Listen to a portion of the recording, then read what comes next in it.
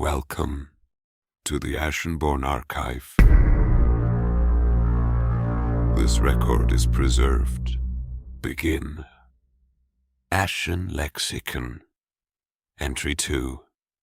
Cinder Sight. Revelations. Few spells preserved within the Ashen Lexicon are feared as deeply as Cinder Sight. The incantation conjures a single pale ember before the caster. It drifts where it wills, seeking the scars left upon reality by deliberate concealment. It cannot reveal what is merely lost, only what has been hidden. A sealed passage, a buried relic, an invisible entity cloaked by sorcery. A memory carved from the mind. A truth buried beneath a familiar face. Wherever intent hides truth, the ember is drawn toward the wound. The caster cannot command it, bargain with it, or choose which secret is safest to know. Cinder Sight reveals concealment itself. Many coveted the spell, few survived everything it revealed. The earliest account comes from the fall of an unnamed mountain kingdom. The fortress had stood unconquered for 7 generations. Its king was said to possess a treasury vast enough to ransom the moon. When the gates broke, the soldiers found nothing. No gold, no jewels, no ledgers, only empty vaults, cold braziers, and a throne room stripped bare. Believing the king had hidden his fortune, the conqueror ordered his magus to invoke Cinder Sight. A pale ember bloomed above the magus's palm. It ignored the vaults. It passed over the crown, the banners, and the blood drying between the stones. Then it moved behind the throne. There, before a plain wall of mountain rock, the ember stopped. At first, the conqueror laughed.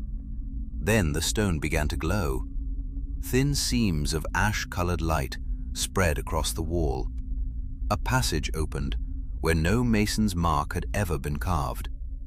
Beyond it lay no treasure, only a city, a hidden city, descending through the hollow mountain. Lanterns burned along silent streets. Children clung to their mothers in doorways. Thousands stared upward at the invaders who had believed the kingdom dead. The old king had hidden no gold. He had hidden his people. Later chronicles claim the army left before dawn, carrying nothing but shame. The second account comes from the western Greenwood, where a village had lost 12 travelers. They spoke of a beast larger than an ox, with antlers made of bone, and a mouth split too wide across its face. They found its tracks near every disappearance. The hunter followed the tracks for 6 days. On the 7th, he found the creature watching him from between the trees. It was every horror described: huge, scarred, hollow-eyed. Its antlers were tangled with scraps of old clothing. The hunter prepared his spear. Then he whispered the words of Cinder Sight. The ember appeared. For a moment, it hung between hunter and beast. Then it drifted past the monster entirely. The beast did not flinch. The ember floated to a clearing where a young shepherd knelt among flowers. The ember circled the child. Nothing changed. Then the boy's shadow moved against the sun. Something thin and many-limbed unfolded from it, clinging to the child's back like a second skeleton. Its fingers were hooked into the base of his skull. Its mouth rested near his ear, whispering without breath. The boy smiled. The thing smiled with him. The village had feared the wrong creature. The beast had not been stalking them. It had been hunting the parasite. By morning, the boy remembered nothing. By noon, 3 elders confessed hearing the same whisper since childhood. The parasite was not found again. The final account is preserved from the journal of Sir Odrin Vale, who spent 30 years searching for the sword that killed his brother. He believed the blade had been stolen after the Battle of Greywake Road. He searched tombs, markets, shrines, and the armories of dead lords. Every trail ended in silence. At 71, Sir Odrin purchased the words of Cinder Sight from a blind monk beneath the elder horns. He returned alone to the ruined chapel where his brother had been buried. There, surrounded by rainwater and collapsed saints, he cast the spell. The ember rose from his palm. It did not move toward the grave. It did not drift toward the altar. It did not search the chapel floor. It turned toward Sir Odrin himself. The knight stepped back. The ember followed. It circled his waist and stopped before the sword hanging at his side. His sword, the one he had worn for 3 decades. The scabbard darkened. The hilt changed shape. The leather grip became black with old blood. Then memory returned.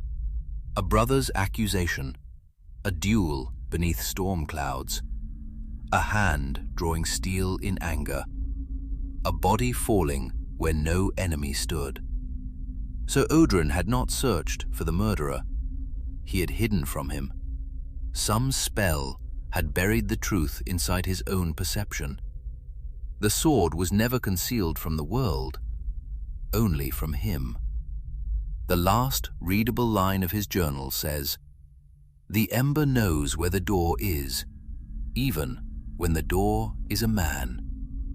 After that, the pages are burned. The Ashen Lexicon records a single warning beneath Cinder Sight. Pray the ember never turns back toward you. Not every secret survives revelation. The world of AshenReach also exists as a physical trading card game through collectible Ashenborne Archive relic cards and booster packs. The archivist has authorized a restricted offering for listeners of the codex. For a limited time, listeners may receive an additional sealed booster pack through the sigil phrase, codex. To claim the offering, add 2 single booster packs to your cart at ashenbornearchive.com. Then enter the phrase, codex, at checkout. Ordering instructions and all archive links may be found within the show notes. The excavation continues.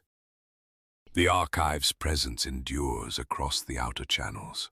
Seek the social archives listed in the show notes for visual lore fragments, trading card offerings, and continued dispatches from AshenReach. Follow if you would continue to travel the realm of the Ashenborne Knight, or remain on the outskirts of AshenReach and be forgotten by the archive.